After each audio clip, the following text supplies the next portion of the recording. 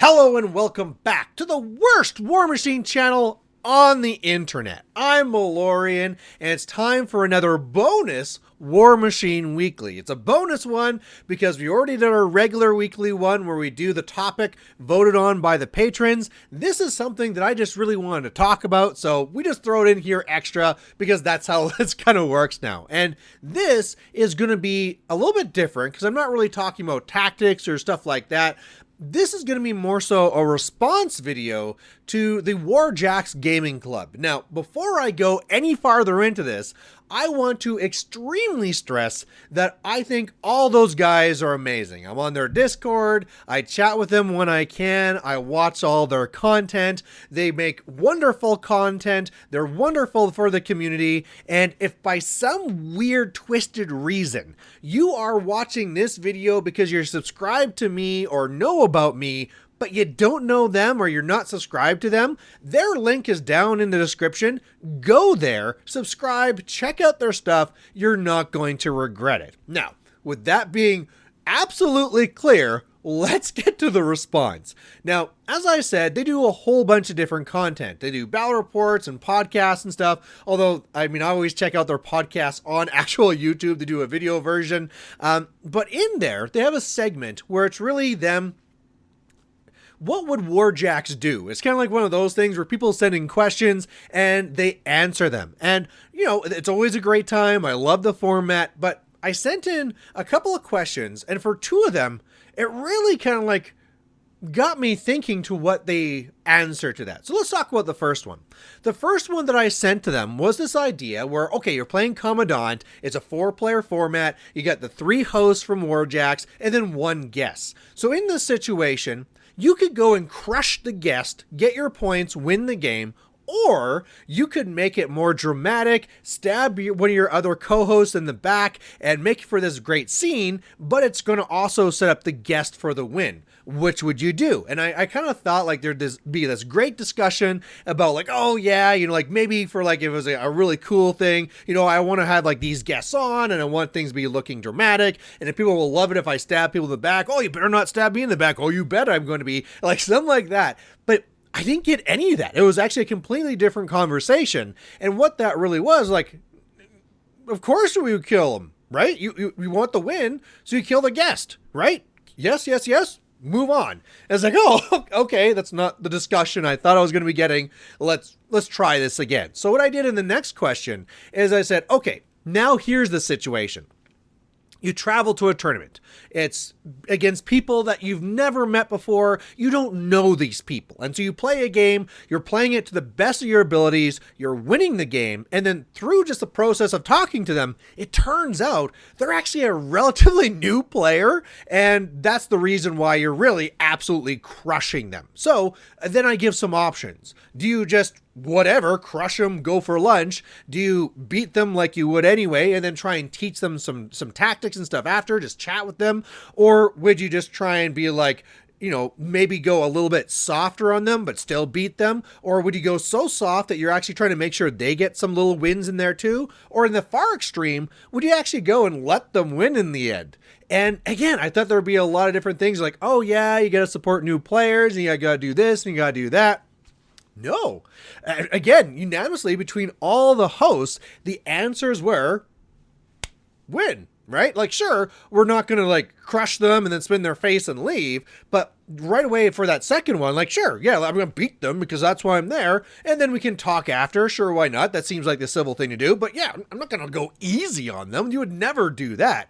And again, I was just like, oh, okay, that's just not the way that they think. And really what I want to get here is, again, I want to stress, I think they're awesome and all this stuff, but it really came apparent something in there that really talks about kind of like, I almost want to call it the evolution of a gaming group, but that kind of makes it feel like one's better than the other. I want to talk about more so the progression of a gaming group. And to make this, like, to kind of start off here, they're relatively new to War Machine, right? They came into this game not back in Mark 1, not in Mark 2, but really through Brawl Machine, through the new format that, you know, Line of Sight started for 25 points, and that's really how they got into this game. So as far as War Machine goes, they're relatively new. And that's not a bad thing, right? There's a lot of clubs out there that are new-ish and getting into the game, and that's fantastic. However, one thing that is extremely common with these new groups is that their drive stems from being competitive. Hey, why am I trying to do this? Because, look, there's a rule set. I'm going to figure out what I can take so I can try and win. And then I want to play so I can win. Hey, I just beat you, so I feel great. Oh, I just lost. What am I going to do so I can try and beat you next time? Hey, we should do a tournament. Yeah, everyone get your stuff together and let's do the tournament. And this is good, right? None of the things I'm saying is bad. It's the natural way that gaming groups just start, right? These are, by their foundation, competitive war games, and this is how players get into them. However, as I said, game and gaming groups progress. And one of the things that happens after this is that you start seeing these matchups again, right? You went in there, you played them the first time, you're like, yeah, and I beat you, or maybe you beat me, and maybe we make small little changes, maybe we don't. And as we kind of go and do this though, sure, the first list that people made were a little bit, you know, exploratory, trying to figure out how the game works, and then they start getting a little bit refined, and they get improved and refined and refined, and after X many games, you as a player know what you need to do to try and beat the game. You as a player know how to make a strong list, and so now you have a repertoire of strong lists that you'll bring to the table. And what this means then is for a set size of a gaming group that, oh, well, okay, we're matched up again. Oh, you brought those two casters, right? Yeah, I brought these two. Okay, well, we'll play our game. Which one did you pick? Yeah, of course. Well, we know that during this matchup, you gotta take that one, so let's play this. Okay, yeah, let's do this. And then for time even more, and it's like, oh, okay, I'm up against you. It's gonna be this matchup, right? Okay, let's roll this. Yeah, of course, like you go first, you're gonna be taking that side. Yeah, okay. And let's just see how this goes this time. Yeah, we know how this matchup's gonna go. Oh, you took out this piece. We know how this game goes now. To even fast forward now, like, no, okay, it's you again. Did you change your list? No, we know who wins this game. We've seen this. Can I play against somebody else? And that's really where gaming groups start going. Now, that's not the end of it.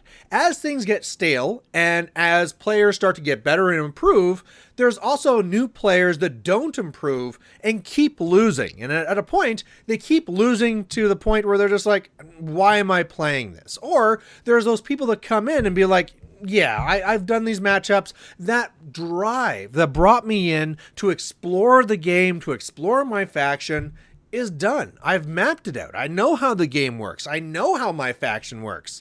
I mean, I can try some things, or like just like sometimes in a rough marriage, you try like, well, let's get a dog, let's get a kid, and you try something new.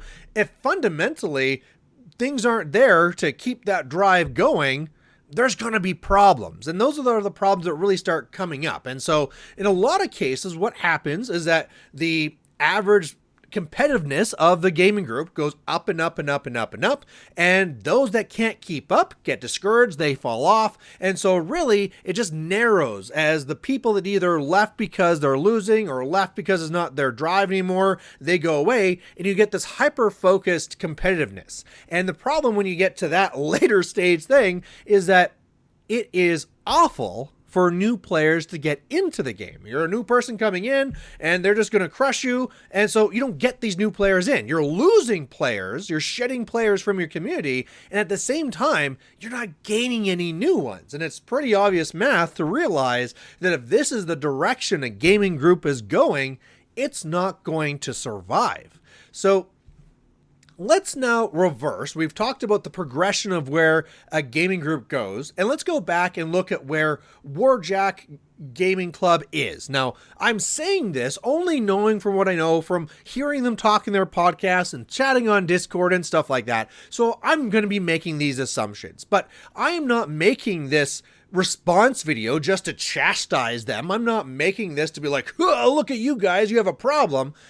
This is something that all gaming groups need to realize. And that's, again, why I'm making this video, is not so much, again, to be like, damn you, Warjax Gaming Club. This is more like, this is something that I feel people should be aware of, because if you feel that you're in this same spot, this is naturally the way that gaming clubs go. And you get to the spot where you're now just ultra focused and eventually die as you get no new players and they fall away.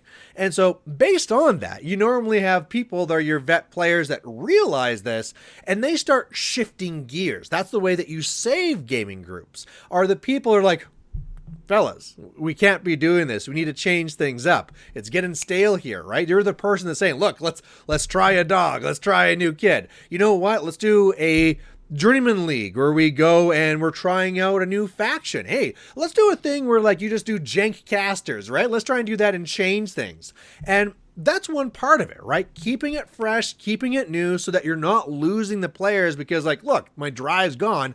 Finding ways to provide that drive is one way where you can be changing that. However, there was that other part where we're getting so focused on the competitiveness that we're losing those new players. They can't survive because they just keep losing over and over and over again, and it's just too competitive for them to survive.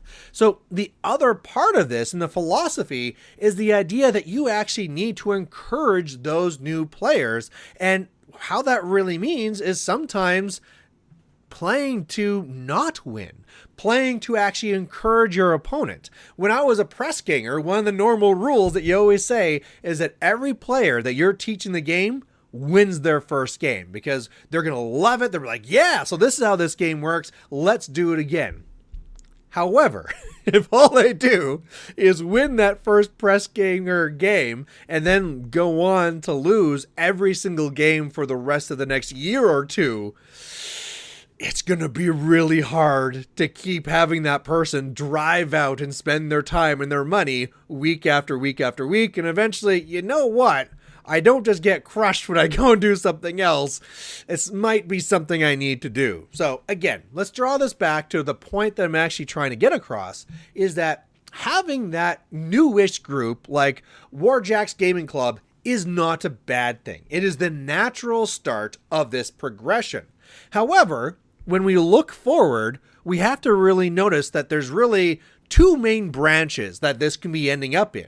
One, more competitive, more competitive, more competitive, don't get new people, lose them. Or at what point do enough people switch over and realize we have to change the direction of this group so we actually do keep things fresh and encourage new players in here. And that might mean going easy on them, doing whatever it is. And depending on where that process this happens, really then depends and determines on which one of those branches this goes. So I'm not doing this then so much as a chastising of Warjax Community Club, but more so as a warning so that it's fresh in their minds and something that they can consider as they're trying to actually develop their actual gaming groups. Right now, luckily, the freshness is probably forced upon them because they're making battle reports, and the curse of the content creator is that you can't just be playing your favorite casters over and over again. If every single time is this caster versus this caster,